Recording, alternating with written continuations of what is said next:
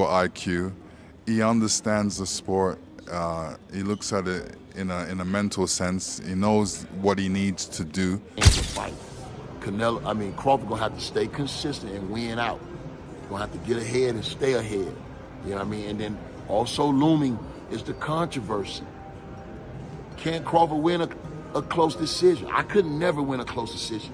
Crawford has the same, but I just feel like Crawford's ring eye coordination is better and he has more fire in the body left. He wants it more, in my opinion. Lennox Lewis breaks down why Terence Crawford can beat Canelo, stressing that the fight is more mental than physical. He explains that Crawford's high boxing IQ, sharp movement, and ability to adapt give him the edge. According to Lewis, size will not be a deciding factor because Terence's tactical approach and intelligence in the ring allow him to neutralize opponents effectively. That's why he believes Crawford can outsmart and outfight Canelo. He's got incredible talent, incredible IQ. He understands the sport. He looks at it in a mental sense. He knows what he needs to do to stay at the top and be at the top. He moves very well. He's a very elusive mover, and his work rate is high. I won't ask you who's going to win the fight because I know it's a question you've probably been asked a million times, but I will ask you, do you think this fight goes the distance, or do you think this fight ends inside the distance? Interesting. Really an interesting fight to look at. Coach Bernie's assessment captures the essence of what makes Terence Crawford such a unique and dangerous opponent. In his eyes, Crawford is not just a sharp puncher. He is a fighter whose precision and timing turn his strikes into punishing blows that few opponents have been able to withstand. Bernie emphasizes that Canelo Alvarez, despite his remarkable resume, has not faced someone with Crawford's combination of hand speed, accuracy, and natural punching power. When he says Crawford's hands are like bricks, it reflects the raw strength Crawford carries despite moving up in weight. I mean, a fight is always highly anticipated, and one this magnitude, you know what I'm saying? I think Canelo is hyped too because, they know that Bud brings a different element, and the guys that he been fighting is now superstars. Bud is a superstar. It's a mega fight. It's an underdog fight. And like I said, I'm sure they anticipate, he has trouble with movers and slick boxers and stuff like that. So they're trying to see how he deals with that. Bud fans is, understandable. Canelo got the power, he got the experience, and, he's one of the faces of boxing. And so, it just breeds anticipation, want to see somebody do something great. And I think that's what everybody mostly counting on. It's a lot of hate, though. A lot of people want to see us lose. And the real ones want to see us win. You know what I mean? But, all in all, This has created enormous anticipation among fans. The boxing community is buzzing because many want to see how Canelo, who has built his career on strength and counterpunching, will handle a fighter like Crawford, someone elusive, unpredictable, and technically brilliant. Crawford's movement, agility, and tactical sharpness make him a puzzle. And unlike many of Canelo's past opponents, he will not be standing still or waiting to be countered. This fight is as much about styles as it is about reputations. And for the first time in years, the boxing public feels that Canelo is facing an opponent who challenges him on every level. Well, Bud Crawford just hits hard anyway. He got fucking bricks for hands. You know what I mean? He got baseball mitts. His hands is as big as a baseball mitt. So, then he's a sharp puncher. So you got to understand that Canelo hasn't fought a sharp puncher. Them guys wasn't sharp punchers. Magia, Berlanga, the guys, they not sharp punchers. You know what I'm saying? So when you got a sharp, it's a difference with the speed and the velocity that they're coming with. You know what I mean? If you can understand that, the quickness of the punches, the sharpness of the punches, these guys, you can see all their punches coming. You ain't gonna be able to see all Bud punches coming. You ain't gonna be able to see his punches coming for real. They have like one common opponent, Amir Khan? Yeah. Tell me, what do you think the difference is? Obviously, you've seen a highlight reel with with Canelo. Amir Khan, who has fought both men at different points in his career, adds a unique perspective. While he respects Canelo's skill and accomplishments, Khan believes that Crawford simply wants this fight more. In Khan's view, Crawford's determination is unmatched, and that edge and desire could prove decisive. Khan also notes that Crawford still has plenty left in his career, with energy, sharpness, and hunger that surpass what Canelo can bring at this stage. While Canelo has reached extraordinary heights, the wear and tear of years at the elite level has taken a toll. Khan sees Crawford as fresher, more motivated, and currently more locked in. This mental and physical advantage, he argues, may be what tilts the fight in Crawford's favor. For Khan, it isn't just about skills. It's about who is more prepared to sacrifice everything to win. And right now, that fighter is Crawford. Great timing, great feints, moves well, whereas Crawford has the same, but I just feel like Crawford's ring eye coordination is better, and he has more fire in the body left. He wants it more, in my opinion. Whereas Canelo in that last fight against the Cuban guy he fought, he just seems to me that that fire has just gone. Like he was just getting the win and moving around and enjoying himself, which he can do because at the end of the day, the guy, he's already cemented his legacy, so he can do that. So yeah, I got Crawford winning that fight. And when you sparred him, when you were in the same camp with Bomac, what was it like? You have any good stories about sparring him since you were an opponent? See, when I fought him as a fighter, I didn't know what to expect. But then obviously, when I sparred with him, I would try and different things to really how would I be able to beat a guy like him? And I was working on different things, and the guy is very tricky. He's a guy that always keeps on adapting your style and also keep getting better and better as the fight goes on. So yeah, he's a very, very good fighter.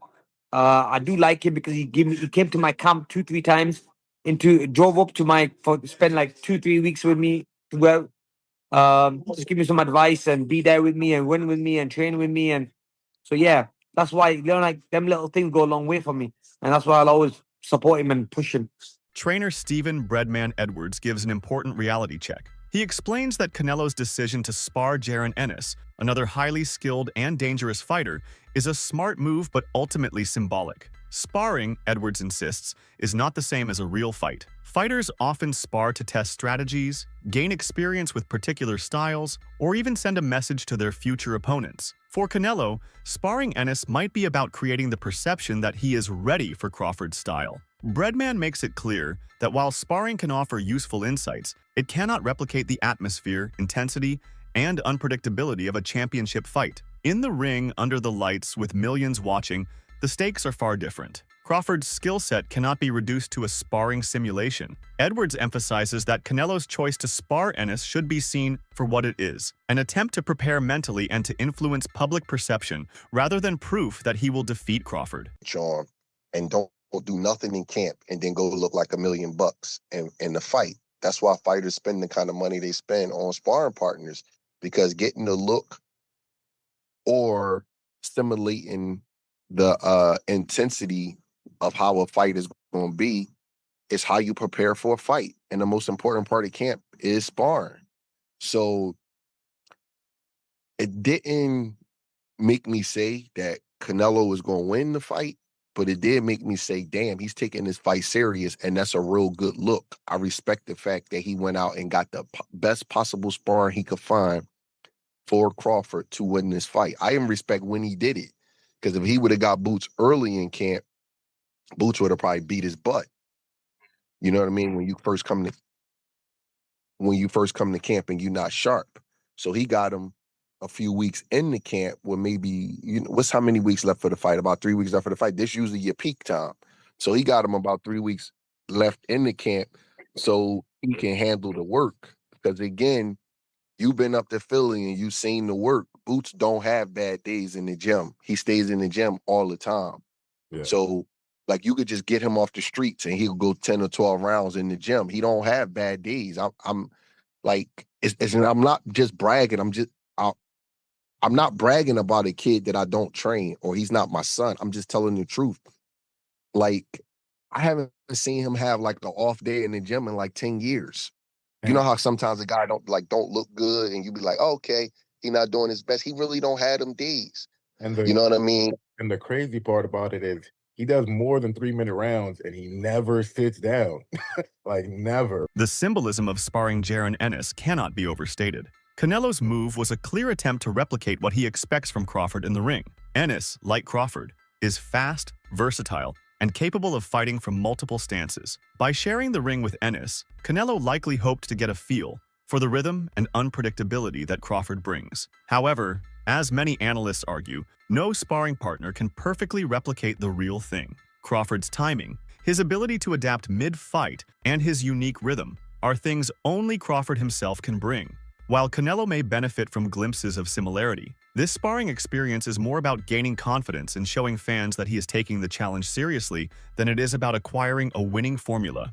Moves, as Canelo has maybe not had as much experience with that since moving to 168. Usually he's the smaller guy fighting some of the bigger guys. But that's not all this is. This is a message that Canelo is looking to replicate exactly what Terence Crawford has in his arsenal, has in his tool set, because everybody has wanted to see the Boots Ennis versus Terence Crawford fight because it's a stylistic matchup that is very interesting. Both guys fight out of both stances. That's right. Boots will fight out of southpaw and orthodox. Both guys are very good using their defense to create offense. Boots, one of the best at Philly shelling, catch countering, being able to do it out of both stances, has a beautiful check hook out of southpaw. As orthodox fighters throw their left hook, he comes over the top with his. And why would Canelo be looking for someone that could throw a beautiful lead hook and a backhand as a counter punch, rolling with their defense back to their offense? Oh, wait, because that's what Terence Bud Crawford does so well. Boots is explosive. He's got great counterpunch timing. He's got good awareness. His feet are good. He can walk you onto punches.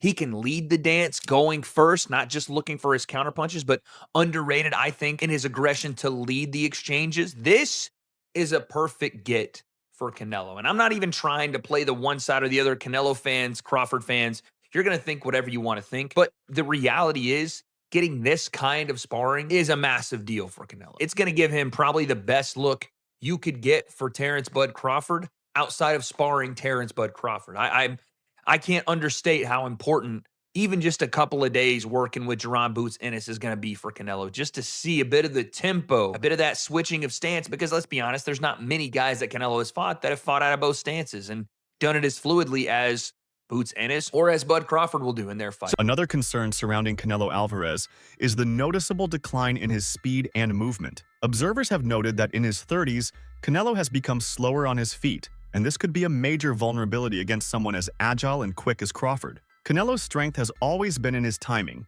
counterpunching, and ability to cut off the ring. Yet, as he has aged, questions about his stamina and mobility have become louder. If his legs cannot keep up with Crawford's fluid movement and constant angles, he could find himself chasing a target he cannot catch. This creates a tactical problem. Canelo cannot afford to simply rely on power if he cannot position himself effectively. Fans and analysts alike are paying close attention to this, wondering whether Crawford's youthfulness and mobility will expose a gap in Canelo's game. Although he's holding back, you can tell. People are saying his legs, they look slower than usual, and Canelo has always been someone who's always had very slow feet. Even when he was down at 154 pounds, something that plagued him throughout the course of his career is he's just had very slow feet, you know, like cement sometimes on them. That's one of the weaknesses of Canelo, and obviously now he's, how old is Canelo? 35 years old, 34, 35. They're going to be, like, they were slow in your mid-20s. They're definitely going to be slow now in your mid-30s. Before we follow up on that, just have a look there really, really quickly on screen. Please, if y'all could, hit the like, hit subscribe, hit the notification bell. It literally takes like 2 seconds. We're only a couple of subs off 26,300. Want to get 30K? Please, if you could help me out, I'd appreciate it. But yeah, Canelo's always had slow feet. But I think this is the bigger, I think a lot of people are more worried about this now because he's going to be in there. Essentially, he's going to be in there against someone who is really, I mean, it's obviously Crawford's last fight was at 154 pounds, but like he's really a welterweight. You know, he did look a little bit undersized at 154. He's going to look completely undersized at 168. But the size difference, there's the size, you know, thing out of the equation. The speed difference is going to be vast because Crawford's always had good feet. He's always had fast feet. And if you think Canelo's feet look slow against someone like William Skull, a big, bulky 168-pounder who, at the end of the day, was just running around the ring, he's going to look even slower against Crawford. And a lot of people are saying, just based upon that training footage, oh, it's now a 50-50 fight. You know, I'm running with Terence Crawford, or that's who I'm going to go with. Analysts caution that while Crawford's skills are undeniable, this fight represents a step into uncharted waters. Moving up in weight to face a naturally bigger opponent like Canelo is no small task. Canelo has thrived at higher weight classes, defeating champions with proven size, strength, and durability. His experience in these divisions gives him comfort and resilience that Crawford has yet to fully prove at this level. Crawford's advantage in speed and tactics may be tested against Canelo's raw strength and power. This is what scares me going into this Terence Crawford fight. These are the guys Canelo's typically fighting. This is his last opponent, William Scull. William Scull is far from a great opponent. When we're talking about sheer size and strength, Canelo is just way more built and used to taking on larger guys and overpowering them. Look at William Scull. This guy is jacked. He's huge, man. And that makes me think, like, if Canelo has been taking punches from guys like this, I'm not saying William Scull in particular, but guys like William Scull, the size of William Scull, and he's been dropping them, stopping them, beating them around the ring, overpowering, over-muscling, just everything, physically demanding over them. That makes me think, man, Terence Crawford, I don't know what, you gonna have to come with some heat, dog. Look at Canelo. This guy is half the size of William Scull. There's nothing cut about him. There's nothing popping out, bulging. There's nothing. Look at this. This is insanity. That's what I'm really like, dude. I don't know. Canelo could go in there and walk through Terence Crawford like a hot knife through butter. That is definitely on the table here. He gonna have to be really crafty, really savvy, and have to put on some amazing work from the outside. If he tries to sit there and walk through Canelo, he gonna hit a brick wall, dog. If guys built like this ain't walking through Canelo, even when Canelo looks like this, Terence Crawford ain't doing it, man. I gotta be honest. No matter who wins, this fight has already carved a place in boxing history. The anticipation is amplified by the fact that it will be streamed on Netflix, opening the event to an even wider global audience. Millions of fans will tune in to watch two of the greatest fighters of their generation put everything on the line. This is more than a sporting event, it is a cultural moment. Rarely does boxing deliver a clash where legacies, styles, and ambitions intersect so perfectly. This is huge news for boxing, UFC, and Netflix. Terence Crawford versus Canelo Alvarez will officially be on September the 13th on Netflix. Now, the reason why this is so interesting is, of course, the UFC, TKO, recently acquired their new strange boxing model with Turki Al-Sheikh and Dana White promoting it. And this actually will be on Netflix. So for some context, if you don't know, the UFC are currently under negotiations with a new TV deal. And the rumours for a very long time were that of Netflix. But it doesn't look like they're going down that route anymore. Or at least it sounded like Netflix wanted a total package where they would get the major UFC fights and the major boxing fights as well. Or potentially they didn't even want the UFC fights and they just wanted a couple of these sort of events. Regardless, Dana White is officially the promoter for it, which I do believe is still bizarre. I still really think that's super bizarre. And the fact that they have quite opposing views in Turki Al-Sheikh and Dana White, to be honest. Not in everything, but in how events are run. Dana White doesn't even like stadiums, first and foremost. Turki Al-Sheikh loves making as big of a splash as he possibly can. As fights go, for the casuals, this one is as good as it gets. It really is. Let me know what you think. As always, keep it casual.